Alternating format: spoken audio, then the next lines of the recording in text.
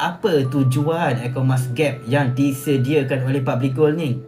Tuan-puan, saya percaya kalau tak ada Ecomas Gap ni, saya tak mampu nak memiliki sekeping 100 gram ini tuan-puan.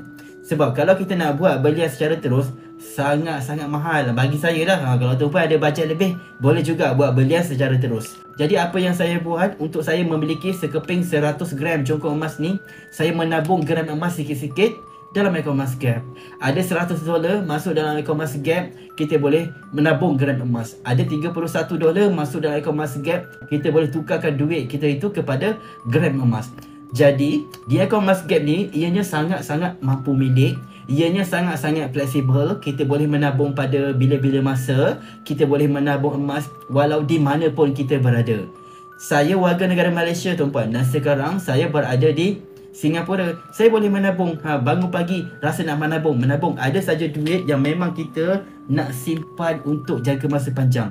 Ada saja duit yang memang kita tak nak guna. Hari ini kita ada RM10,000. Kita tak nak guna dan kita nak bekukannya ke dalam bentuk emas supaya nilainya, kuasa belinya tidak terjejas dengan inflasi. Dan untuk kita mengelakkan daripada kita korek duit kita, kita tukarkannya kepada bentuk gram emas, sama ada dalam bentuk emas di tangan ataupun emas fizikal di dalam Ecomas Gap.